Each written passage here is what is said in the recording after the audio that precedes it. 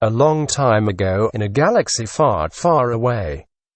The Clone Wars were over, leaving entire civilizations in ruin. The Jedi Knights were all but extinct, and the Old Republic had been replaced by the Galactic Empire. Then, out in the open, an ancient Sith Lord, Darth Vader, returned. Through dark meditation and a masterful blade, Vader managed to control the darkness inside Vader's subconscious to do terrible things. And his power made him stronger and scarier. It had been years since the Jedi had seen him, but now, with their leader dead, it seemed as if every Sith in the galaxy sought vengeance against them. The world that was Sithdom had been destroyed, but there were no Jedi anymore. The great and mighty Sith Lords had gone into hiding from the light of the past. So many great Sith Lords, the last of the dark arts, had been consumed, but there were now only a handful of them left. They were all being held at various Imperial holding cells for their power, their memories. The Sith in the shadows. "It's your last chance," Darth Vader said firmly. That, or maybe not. But what really struck me was Vader's determination. With his face set, his eyes closed but still holding a weapon in his hand, Darth Vader had a clear and decisive approach, if only he could pull the trigger. That was just the sort of calm resolve that Darth Vader possessed when dealing with Vader. "All is my. I'll save you." Darth Vader knew his plans had been thwarted. If there's anything Darth Vader did right, it was just say no, because sometimes you just can't resist telling no. It's not as if the other Jedi were all about doing everything just right or being the good guys all the time, but when things go wrong, Darth Vader knew he'd done the right thing by fighting his way out of the mess he had found himself in, to return to home. To give hope to the people he believed in for a true chance. But what about now? His mother still died last night. He and Luke felt the same grief. How could he leave her alone? He needed to make amends with her. And if he left her alone for the third time, what would happen? He could die, but if he left alone for the third time, the Force would kill him. He couldn't let that happen ever again. He needed to go back home. To Skywalker. An answer he needed, even if it was a secret, because it was important enough to know. Even if he had tried to stop it, it was too late. He wasn't the Jedi. But why couldn't he leave with her? What was he to do now? It was impossible to imagine a better solution. The Force would try its best to help him figure out what to do next. He could tell her what to do. He could even try to persuade her that the Jedi could do the right thing, to trust him. What if they couldn't get their way? What if they were just lying to him? No one in this group of friends understood what he meant more than she did. She just couldn't let that happen. She hoped that she could convince him that in the end, it would all be okay.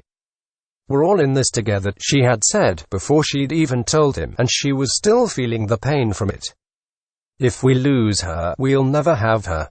That's what she told herself as she stood in front of his apartment as the night grew dark and she took a deep breath. As a result, Jedi was going to be her only name and she was going to try to forget. In the mornings, after returning from work after being back-schooled, she and Jedi started to walk around her apartment. She didn't like walking around people too much, but she was used to not even seeing them and she tried not to stare too close. Jedi was kind of scared at first. "Ha ha ha," she said sarcastically. "What about you?" he asked a bit awkwardly. "That's just. I mean, I'm not used to people's attention. I have some people that I think they should have my respect." Her fingers twitched. "She's a Jedi. I mean, you and her." He rolled his eyes. "You didn't go to one of my classes. Why don't you try to go to one again?" She laughed and rolled her eyes. "I don't believe in any of this. I think you've got your opinions. Just don't take the place." And then there was laughter again, and he saw Obi-Wan. He could see it all. It was like they couldn't see. He didn't know how long they had been walking, and they were looking at each other. She was like a picture of a butterfly. Her wings were longer than her head. She was soft-looking and so kind. She did not make a sound when she fell, but she was quiet. I was sad that he couldn't come, even though our family was strong. A little bit of luck helped the family, and the owner soon became attached to Bina. She gave him back some chicken bones for his meal at home. Bina also had the help of a teacher, Dr. Jens Christensen of the Royal Danish Veterinary College in Copenhagen. Dr. Christensen became friends with Bina. He visited her often, showing up often to teach her to play with him. After they moved into the new apartment, Bina showed little interest in animals except for the chickens, and even kept small animals like rats and mice. After she learned how to play with cats, she soon started a collection of animals for her foster family. Bina grew to be an accomplished cat playmate.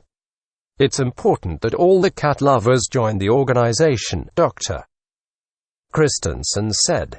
If someone is interested, they can help her with cats, and cats play with other people. Dr. Christensen was not a Jedi, but he enjoyed learning about the Jedi and had trained to be a Jedi, which he would be doing for quite some time, to the detriment of his personal life. At some point, his teacher had asked him about where he was, to which he had replied, in the desert and looking for a better life, when one of his teachers called him out for what he was doing. He wasn't a bad person, but he wasn't one to be left alone with the kind of people who would let him sit around and let the world be his prison. He had never done anything like this with anybody else in the world since starting in high school, but someone had been looking on him with interest, and he decided just to ask around about it. A few friends were out hunting as part of the hunt, but they left him alone for a while. He decided to sit on a hill near the city to talk to some people. In the distance they saw some strange creature coming towards the city of cars.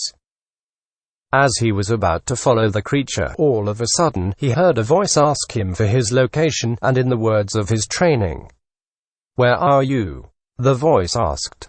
He replied, "I am looking for my husband. I am still in the cave. I do not want to go out." He then got up, turned around, and ran for his life.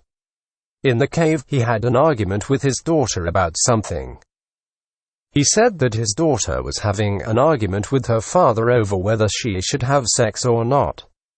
That was when the cave became very cold and dark. His mother heard it and immediately ran to his mother to save him. He fell and froze to death. He is survived by his wife, sister, parents and brother. His daughter has a friend who took refuge in the cave and was crying due to his passing. The end.